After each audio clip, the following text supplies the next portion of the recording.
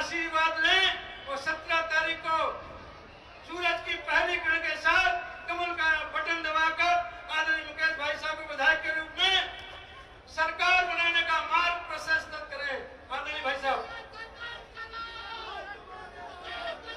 भारत माता की, भारत माता की, भारतीय जनता पार्टी, भारतीय जनता पार्टी। मंच पर उपस्थित हम सबके लाडले नेता, मध्य प्रदेश के सभी निवासियों के दिल में निवास करने वाले हम सबके लोकप्रिय मुख्यमंत्री आदरणीय भाई साहब शिवराज सिंह जी चौहान साहब, मंच पर विराजित सभी पार्टी के वरिष्ठ नेता, मेरे सामने उपस्थित देवतुल्य सभी कार्यकर्ता साथियों, भाइयों बहनों, में आप सब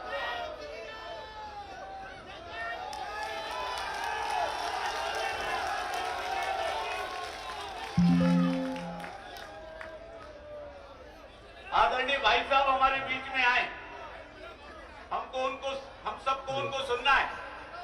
मेरा तो आप सब कार्यकर्ताओं से, भारतीय जनता पार्टी के साथ में देवतुल्य जनता से एक ही प्रार्थना, एक ही निवेदन है कि आदरणीय भाई साहब ने इस शहर के लिए सब कुछ दिया, वो विस्तार से मैं नहीं जाऊंगा, मगर मैं आप सब लोगों से यह अनुरोध जरूर करूंगा कि मेरे 45 साल के राजनीतिक जीवन में मैंने कभी कोई ऐसा काम नहीं किया जिससे भारतीय जनता पार्टी के कार्यकर्ताओं को, विदिशा की जनता को कभी जो है शर्मिंदा होना पड़ा।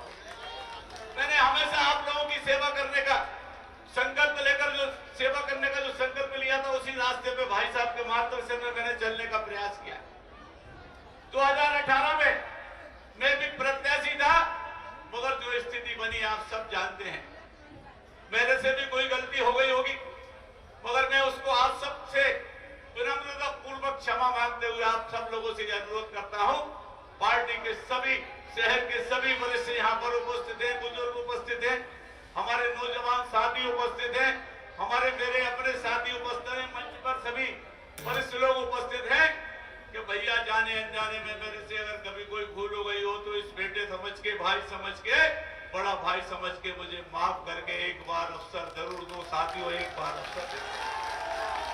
मैं ईमानदारी से कहता हूँ आपकी खूब सेवा करूंगा, कभी कोई ऐसा काम नहीं करूंगा जिसके कारण इस शहर को कभी जो है अपने आपके दिए हुए मत पर आपको कभी शर्मिंदा होना पड़े। इतना ही मेरा अनुरोध है। पिछली बार आपने ठुकराया था, इस बार गले लगा लो, इतना ही विनम्र प्रार्थना है। बहुत बहुत धन्यवाद। भारत माता की जय। आप सबको प्रणाम करता हूं। जय श्री राम।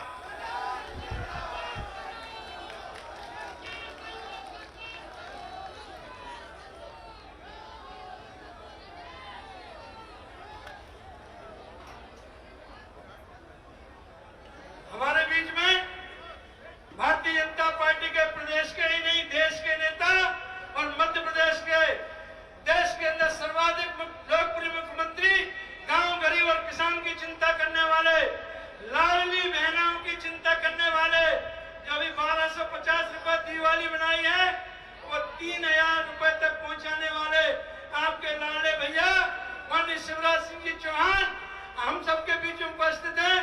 मैं भाई साहब से आग्रह करूंगा कि वहां और विदिशा विधानसभा क्षेत्र की जनता जनार्दन से आशीर्वाद ले। हमारा सभी से आग्रह है कि तालियों की गड़गड़ाहट के साथ तालियां, हमारी लाडली बहनें, हमारे लाडले भैया पीछे सभी लोग ताली बजाते रहे, भैया ताली बजाते रहे। आदरणीय भाई साहब हम सबका मार्गदर्शन करें।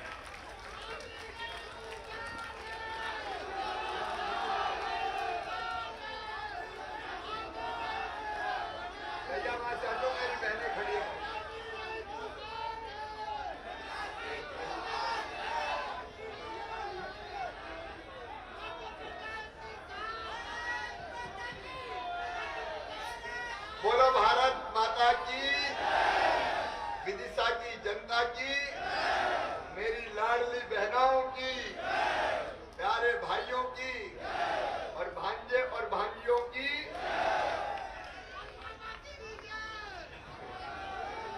भांजे भाइयों की जय, मामा की जय जय। हमारे आदरणीय अध्यक्ष जी, आज विदिशा के वो सब लोग जिन्होंने मुझे आगे बढ़ाया, स्नेह और प्रेम दिया, मेरे मित्र, मेरे साथी, मेरे बड़े सब मौजूद हैं।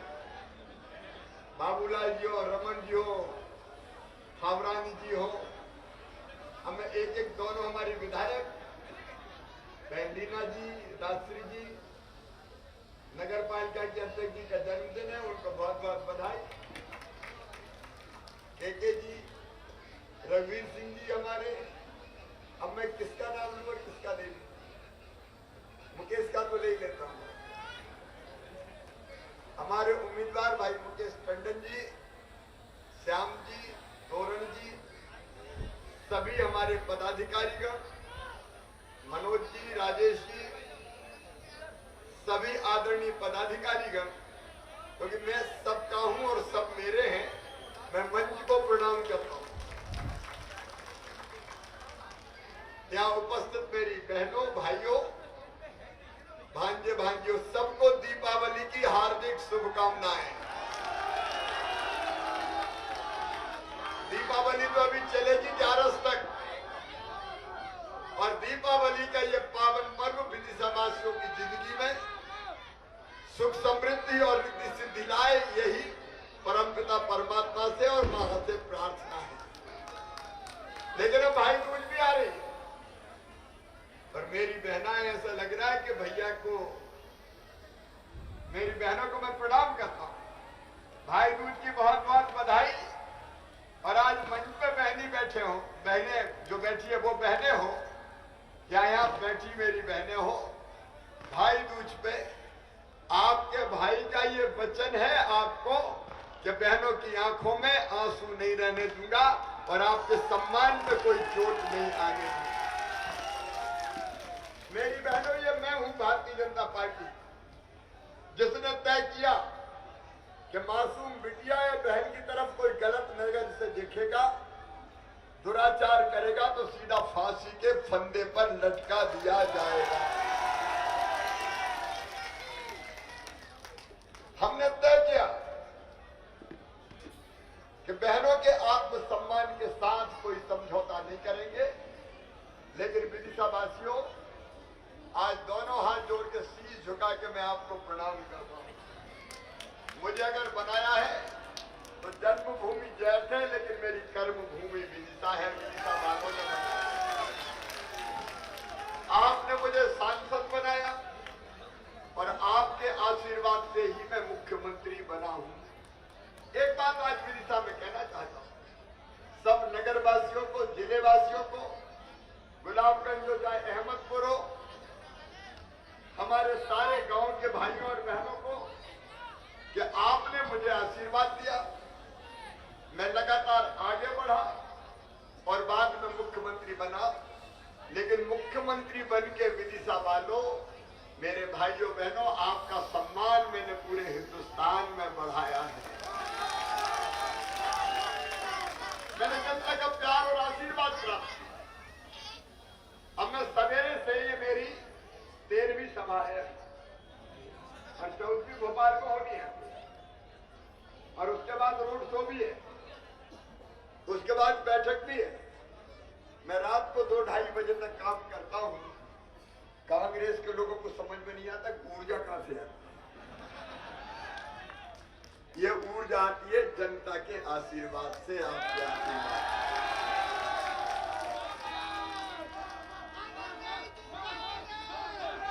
मैं हमेशा, हाँ भाइयों, अब ऊर्जा तो यहीं से आ रही है। मैं अपनी बहनों को आज भाई दूज पे कह रहा हूं, मेरी मंच की बहन, मेरी नीचे वाली बहन, मैं हमेशा बहनों में देवी के स्वरूप को देखता हूं। दुर्गा सप्तशती में यह कहा है देवताओं ने, देवी जी की उपासना करते हुए कि जगत में जितनी स्त्रियां हैं वो माँ तेरी ही मूर्तियां हैं, तो मेरी तो माँ की मूर्त है मेरी बहन। इसलिए बहनों का सम्मान भी करता हूँ, बेटियों के पैर भी धोता हूँ, पखारता हूँ और वो पानी माथे से लगाता हूँ। लेकिन कांग्रेस के नेता दिग्विजय सिंह जी, कमलनाथ जी कहते हैं मुख्यमंत्री तो नौटंकी करता, नौटंकी। आप बताओ, कन्याओं को भोज कराना नौटंकी है क्या? बेटियों के पैर पखारना नौटंकी है क्या? भारतीय संस्कृति को आप क्या समझोगे? लेकिन जब मैं बेटियों के पैर धो के उस पानी को माथे से लगाता हूं तो नई ऊर्जा मेरे अंदर पैदा हो जाती है। और इसलिए मेरे बहनों और भाइयों, मैंने सरकार नहीं चलाई, बीच में बेटा रुक जाओ जरा, मुझे बात कर लेने दो। मैंने सरकार नहीं चलाई, मैंने परिवार चलाया। ये मेरा परिवार 9.5 करोड़ का परिवार, और मैं परिवार हूं। इसलिए मेरी बहनों, मैंने लाडली बहना योजना बनाई। ये योजना मुख्यमंत्री ने नहीं बनाई, ये योजना भैया ने बनाई आपकी तकलीफ देखकर। बताओ, कभी किसी सरकार ने बहनों के खाते में पैसा डाला था क्या? बहनों तुम बोलो, डाला था क्या? लेकिन मैं देखता था कि हमारी गरीब बहनें, अगर 1000 रुपए की जरूरत भी पड़ जाए, गरीब बहनें, निम्न मध्यम वर्गीय बहनें, मायके भी जाना तो पतिदेव से मांगने पड़ते थे कि जरा दैयो, मैं जरा मायके जा रही हूं। और कहीं ने डांट दिया कि नहीं है, जब देखो पैसे ही मांगती रहती तो सिर नीचा करके बैठ जाती। मेरी बहनों, ये मैं मजबूरी देखता था। बेटा बेटी कोई चीज मांग ले तो मां नहीं दिला पाती थी तो आंखों में आंसू आते थे। और इसलिए मैंने तय किया, क्या करूं अपनी बहनों के लिए? एक ही विचार मेरे मन में आया कि और कुछ मत करो, इन बहनों का खाता खुल जाए और उसमें सीधे पैसा डल जाए जिस पर इनका अधिकार हो, तो बहनों की समस्या भी हल हो जाएगी और उनका सम्मान भी बढ़ जाएगा, आत्मसम्मान भी बढ़ेगा। और ये लाडली बहना योजना बनी, दुनिया की सबसे बड़ी योजना। बहनों, इस बात मैंने 7 तारीख को पैसा खाते में डाल दिया। धनतेरस और दिवाली थी ना, 10 के बजाय 7 को। कांग्रेसियों ने बहुत रोका, चुनाव आयोग को चिट्ठी लिखी, मामा को रोको। ये कह रहे मैं तो चुपचाप पैसा डाल दूंगा। मैं कहा चुपचाप काय को डालूंगा, डंके की चोट डालूंगा। बहनों को पैसा छुपा के थोड़ी दूंगा। और आज मैं कह रहा हूं, कांग्रेस के लोग कई तरह का भ्रम फैला रहे हैं। सूरज पूरब की बजाय पश्चिम से भले ही निकल जाए, लेकिन लाडली बहनों का पैसा बंद नहीं होगा। दुनिया की कोई ताकत नहीं रोक सकती। लेकिन कई बहनें छूट गई, मुझे पता है, कई बहनें छूट गई और वो कहती हमारा नाम रह गया।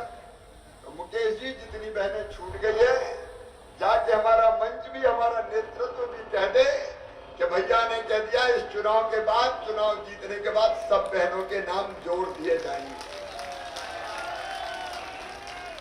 एक शिकायत मेरी बेटियों ने की, मामा ये 21 साल में शादी की शर्त क्यों डाल दी? हमें 21 साल में शादी नहीं करना, हमें पढ़ना है, हमें कैरियर बनाना है। तो मेरी बेटियों, अब इस चुनाव के बाद नई सरकार बनने पे 21 साल से ऊपर की उम्र की जितनी बेटियां हैं, शादी नहीं भी हुई तो अभी उनके खाते में पैसा डाला जाए। और पैसा भी अभी 1000 से 1250 हुआ है, लेकिन 1250 ही थोड़ी रहेगा। अभी पैसे की जुगाड़ में लगा हूं, पैसा थोड़ा ज्यादा लगता है। तो मैंने 1,32,00,000। अब मेरे जितना भाग्यशाली भाई कौन होगा जिसकी 1,32,00,000 बहनें हो? मैं अपने आप को धन्य मानता हूं। और पैसे का इंतजाम होते ही 1250 से बढ़ा के 1500, फिर 1750, फिर 2000, फिर 2250, फिर 2500, फिर 2750 और फिर कितने होंगे? जोर से बोलो बहनों, बोलो। मुझे चैन की नींद उस दिन आएगी और उस दिन मैं अपनी जिंदगी को सफल और सार्थक मानूंगा जिस दिन बहनों के खाते में 3000 रुपया डाल दिया। लेकिन किसान भाइयों, केवल बहनों को नहीं, अपन को भी तो 1000 रुपया मिल ही रहे। 6 पीएम साहब के अपने मोदी जी के और 6 सीएम डाल रहा है। मेरे किसान भाइयों, खेती और किसानी को बेहतर करने में हमने कोई कसर नहीं छोड़ी है। विदिशा जिले में जितनी सिंचाई की योजनाएं बनी, कभी कांग्रेस ने पूरी नहीं की, पूरी की तो भारतीय जनता पार्टी की सरकार ने की। 0% ब्याज पे कर्जा से लेके एक नहीं अनेकों सौगातें। लेकिन अब किसान भाइयों सुन लेना, गेहूं अब 2700 रुपया क्विंटल खरीदा जाएगा और धान 3100 रुपया क्विंटल। किसान के पसीने की पूरी कीमत देंगे, किसान के पसीने की पूरी कीमत। किसानों की आवाज हूं मैं, शिवराज हूं। और जन ने तय कर दिया अपने संकल्प पत्र, किसानों को भरपूर दाम दिया जाएगा। लेकिन मेरे बेटा बेटियों, मैं जहां जाता हूं, अभी विदिशा आ रहा था तो विदिशा में ही घरों पे खड़े थे बच्चे, नीचे घूम रहे थे, मामा मामा मामा। ये देखो छोटे छोटे बच्चे सभा सुनते, कहीं किसी नेता की सभा में आते हैं। ये जरा जरा से बच्चे, इनको ये पता नहीं है कि सीएम क्या होता है। ये भी नहीं जानते कि सीएम कुछ दे सकता है क्या। लेकिन ये केवल इतना जानते हैं कि दुबला पतला आदमी अपना तो मामा लगता है। ये इनके और मेरे संबंध है। और बड़े बच्चे भी आजकल शरारत करते, कहते हैं मामा आई लव यू। तो हम भी कहते आई लव यू टू। ये रिश्ते भगवान ने बनाए, बच्चों के मन में नहीं तो पूरे प्रदेश में ये भाव कहां से पैदा होगा। और ये संकल्प भी पैदा हुआ कि बच्चों का भविष्य अंधकार में नहीं रहने देंगे। और इसलिए मैंने कल्पना की सीएम राइज स्कूल की। विदिशा वासियों, गांव से आए भी भाई और बहनों, हम सीएम राइज स्कूल बना रहे हैं। एक एक स्कूल की बिल्डिंग 40-40 करोड़ की, lab, library, smart class, playground, बस लेने जाएगी, बस छोड़ने जाएगी। और बड़े लोगों के बच्चे जिन स्कूलों में पढ़ते हैं, उनसे कई गुना बेहतर स्कूल बना के अपने बच्चों को दूंगा मैं सीएम राइज स्कूल। अब यहां बन रहा है विदिशा में, और क्या बन रहा है, टीला खेड़ी में बन रहा है, ग्यारसपुर में भी बन रहा है। लेकिन Mukesh, 10 CM rise school Vidisha विधानसभा क्षेत्र में बनाए जाएंगे। मैं हर 20-25 गांव के बीच में एक सीएम राइज स्कूल बनाऊंगा और पढ़ाई फ्री में होगी। मम्मी पापा को पैसा नहीं देना, मामा पैसा लगाएगा। बस का किराया हो चाहे पढ़ाई की व्यवस्था हो। ये मैं इसलिए कर रहा हूं कि शिक्षा बुनियादी अधिकार है। मौलिक अधिकार। आप बताओ मेरे बहनों और भाइयों, किसी के माता पिता के पास पैसे नहीं थे क्या उसको पढ़ने का हक नहीं है? अगर उसकी बुद्धि है, प्रतिभा है, तो आगे बढ़ने का हक उसका है। और मैं उसका यह अधिकार छीनने नहीं दूंगा। शिक्षा की व्यवस्था में आमूलचूल परिवर्तन कर रहे हैं। बच्चे अच्छी पढ़ाई करते हैं, अगर 12वीं में अच्छे नंबर लाते हैं, 75% तो मामा लैपटॉप दिलवाता है। अभी तो 75 पे देते थे, अब 60% पे लैपटॉप दिलवाएंगे।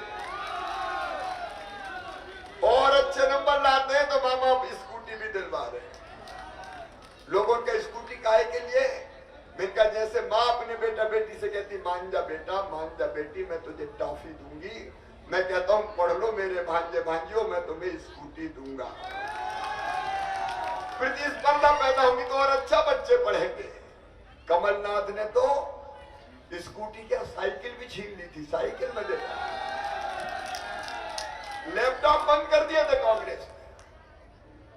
लेकिन एक बात और मेरे प्रिय बहनों और भाइयों, ये हमारा संकल्प है। हमारे बच्चे किसी जाति और समाज को, मैं बच्चों को जातियों के खाने में नहीं बांट सकता। सामान्य वर्ग, पिछड़ा वर्ग, SC, ST, कोई भी हो, बच्चे मेरे कलेजे के टुकड़े हैं। मैं इनसे बहुत प्यार करता हूं। और इसलिए किसी भी बच्चे का एडमिशन उच्च शिक्षा के लिए मेडिकल कॉलेज में, इंजीनियरिंग कॉलेज में, लॉ कॉलेज में, आईआईटी में, आईआईएम में, सरकारी में, प्राइवेट में, कहीं भी होगा तो फीस के लिए नहीं तरसेगा। उसकी फीस उसके माता पिता नहीं भरवाएंगे, उनका मामा शिवराज सिंह चौहान भरवाएगा, बीजेपी की सरकार भरवाएगी। बोलो ये होना चाहिए कि नहीं? कोई बेटा बेटी शिक्षा के लिए तरसेगा नहीं। आखिर उनकी जिंदगी बदलने का अभियान है। और मेरे बेटा बेटियों, अगले 5 साल के लिए सोचा है प्रत्येक परिवार में कम से कम एक रोजगार होना चाहिए। प्रत्येक परिवार में एक रोजगार, प्रत्येक परिवार एक रोजगार। मेरे साथ बोलो, प्रत्येक परिवार, पीछे तक बोलो, प्रत्येक परिवार, हर परिवार में एक रोजगार देंगे। आजीविका की गाड़ी चलती रहे, इसका इंतजाम करेंगे। मैं जिंदगी बदलने निकला हूं, मैं मध्य प्रदेश बदलने निकला हूं। मैं इसलिए नहीं कि कुर्सी पर बैठ के हम आराम से रहें, इसलिए कि मध्य प्रदेश कैसे बदल रहे बहनों और भाइयों, मध्य प्रदेश कैसे बदल रहे। मेरी बहनों, भाई दूज पे कह रहा हूं, लाडली लक्ष्मी, लाडली बहना, और अब अगला अभियान है मेरा लखपति बहना। ये मैं बहुत गंभीरता से सुरेश जी कह रहा हूं, बहुत गंभीरता कहने के लिए नहीं कह रहा। सेल्फ हेल्प ग्रुप के माध्यम से मुझे शांति से बात करने दो बेटा, ये बहुत महत्वपूर्ण चीजें बता रहा हूं, भाषण नहीं है। दिल में जो करने का भाव है वो प्रकट कर रहा हूं। स्वास्थ्य सहायता समूहों के माध्यम से हर बहन की आमदनी 10,000 रुपया महीना मुझे कम से कम करनी है, साल भर में 1 लाख रुपया से ज्यादा। क्यों बहन गरीब रहे, क्यों आंखों से आंसू बहाए, क्यों सासरे जाए ससुराल जाए तो मां के गले से और भाभी के गले से लिपट लिपट के रोए, क्यों दुख भरी जिंदगी जिए। ये गरीबी के दलदल से निकालूंगा और लखपति बनाऊंगा। लखपति हम मिलकर साथ में काम करेंगे, ये असंभव नहीं है, इसको संभव बना के देखो। जिंदगी बदलनी है तब तो काम करने का आनंद हो। देखो मेरी जिंदगी में मेरे लिए कुछ नहीं है, अंतिम सांस तक जनता की सेवा करना चाहता हूं, क्योंकि यही जनता मेरी भगवान है, यही जनता मेरी। एक अद्भुत प्रेम मुझे पूरे प्रदेश में मिलता है, कल्पनातीत प्रेम किसको मिलता है। मैं आभारी हूं इस जनता का। कांग्रेस के लोग बड़े परेशान है कि 1.5 हड्डी का कहां से आ गया। वो सोचते कल गए परसों गए फिर आ गए। एक दिन तो उन्होंने मेरा श्राद्ध कर दिया, मामा तेरा श्राद्ध हो गया, और सोशल मीडिया में डाल दिया। मैंने कहा मर भी गया तो राख के ढेर से उठ के फिर खड़ा हो जाऊंगा और अपनी जनता की सेवा करूंगा। ये जीवन आपके लिए। विदिशा को और बनाना और बढ़ाना है, और बनाना और बढ़ाना है। एक बात और जो बहुत महत्वपूर्ण है, एक बात और, जिनके पास रहने की जगह नहीं है, गांव में हो चाहे शहर में हो, उनको निःशुल्क जमीन का पट्टा देके मालिक बनाएंगे। रहने की जमीन का मालिक हर गरीब होगा। और दूसरे पीएम आवास योजना में जिनके नाम छूट गए, कह दो ना, पीएम आवास योजना में जिनके नाम छूट गए, उनके लिए सीएम लाडली बहना आवास योजना मैंने बना दी, आवेदन भरवा लिए हैं। पीएम आवास योजना के अतिरिक्त जिनके नाम छूट गए, उनको सीएम आवास योजना के अंतर्गत मकान बना के दिए जाएंगे, मकान बनाने के लिए पैसे दिए जाएंगे। हर गरीब के लिए भाजपा की सरकार है। मेरे बहनों और भाइयों, व्यापार बढ़े, उद्योग बढ़े। ये लाडली बहना से तो व्यापारियों को भी फायदा हुआ। मुझे छोटे व्यापारियों ने गांव में बताया कि हमारी तो चांदी हो गई। क्या क्यों? अरे बोले बहनों के पास पैसा आता तो बैंक से निकाल के सीधे हमारी दुकान पे भिजवाती, ला भैया फलानी चीज दे दे। परचेजिंग कैपेसिटी बढ़ गई बहनों। तो गांवों में कस्बों में जो छोटे छोटे दुकानदार हैं, उनकी दुकानें अच्छी चल रही है। ये बहुत आर्थिक चक्र को चलाने वाली योजना है। विदिशा वालों, विदिशा के विकास में हमने कोई कसर नहीं छोड़ी है। कोई कल्पना करता था कि विदिशा में मेडिकल कॉलेज बनेगा? आज सारे काम नहीं गिना था। विदिशा से मैं बासौदा से आया, 45 मिनट में बासौदा से विदिशा लग गए। वो जमाना दिग्गी राजा का याद करो, जब गाड़ी जाती थी तो जीप खाए हिचकोले, हट्टा पसरा सारे डोले, याद आ गए शंकर भोले। ये बच्चों को तो पता ही नहीं होगा रोडें कैसी थी।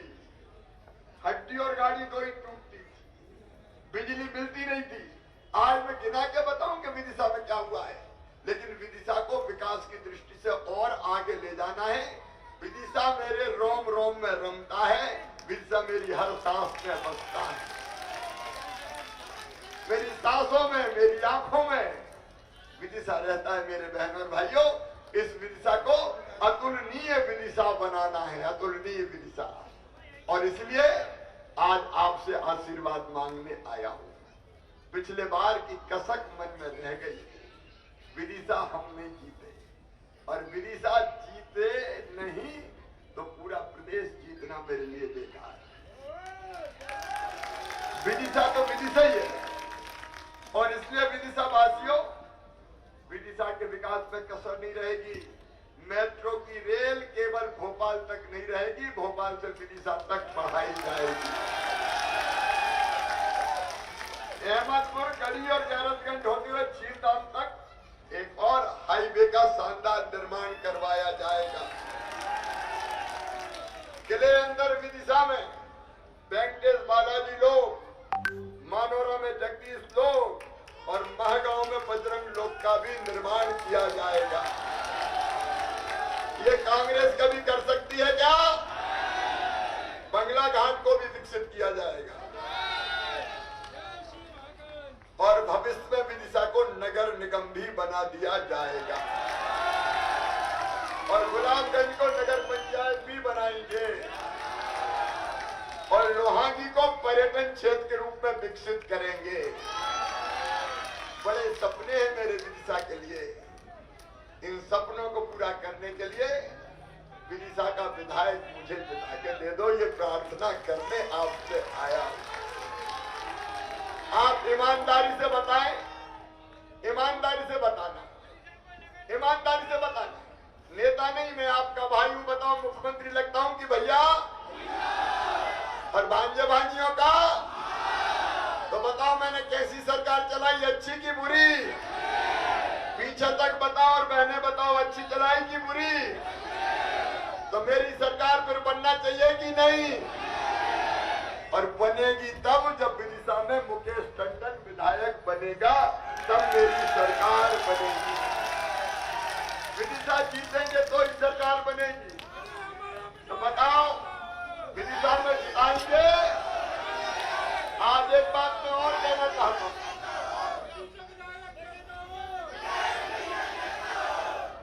एक बात और मैं कहना चाहता हूं। मैं रोज भगवान से सीधा नाता जोड़ने की कोशिश करता हूं। ये कोई रहस्य नहीं, मेरे दिल की बात है, और उनसे प्रार्थना करके निकलता हूं कि मुझे इतनी शक्ति दो कि आज दिन भर में बहुत बेहतर काम कर पाऊं। और मेरे मंदिर में मेरे गुरु के रूप में आचार्य विद्यासागर जी की भी प्रतिमा सदैव रहती है, और मैं उनके चरणों में शीश झुका के निकलता हूं सदैव। आपको याद होगा, कुंडलपुर में बड़े बाबा की स्थापना होनी थी, हाई कोर्ट ने रोक लगाई। मैं मुख्यमंत्री बना था, पहला टर्म था मेरा। पुलिस प्रशासन ने तय किया, आचार्य विद्यासागर जी महाराज वहां विराजे थे, और वो कुंडलपुर में बड़े बाबा की प्रतिमा स्थापित कर रहे थे।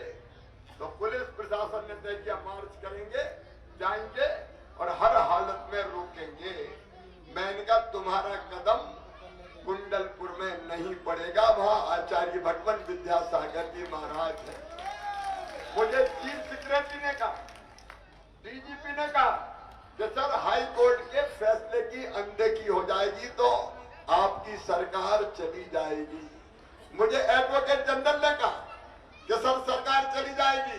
मैंने कहा, सरकार जाए तो चली जाए, लेकिन बड़े बाबा का अपमान नहीं होगा, और आचार्य विद्यासागर जी की अवमानना नहीं होगी किसी भी कीमत पर। ये मेरे अंतर आत्मा का भाव है। और गिरनार में अगर किसी ने कुछ गलत शब्द कहे हैं तो उसके समर्थक हम कभी नहीं है, उसकी हम घोर निंदा करते हैं। ऐसे कृत्य हम स्वीकार नहीं करते। मेरे बहनों और भाइयों, आप सबसे अपील इस बार 3 दिवस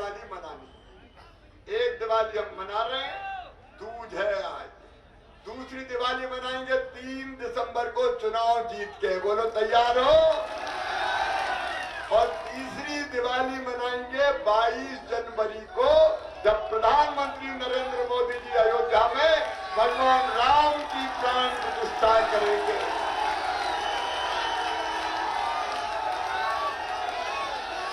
ये 3 दिवाली मनाना है। और ये आइए, मुकेश टंडन केवल निमित्त मात्र है। मुकेश टंडन केवल निमित्त है। 2 मिनट सुनो। मुकेश टंडन केवल निमित्त है, विधायक ये मंच रहेगा पूरा। इनके साथ मिलकर काम होगा। और मैं हूं तो आप ये मानना कि लगाम मेरे हाथ में है। और इसलिए मैं आप सबसे प्रार्थना करता हूं, इस बार कोई चूक ना हो जाए।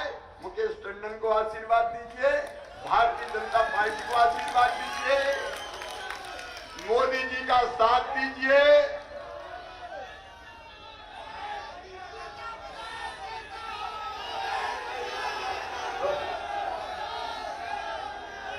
बोलिए, आपका आशीर्वाद मिलेगा और मामा को भी आशीर्वाद देंगे।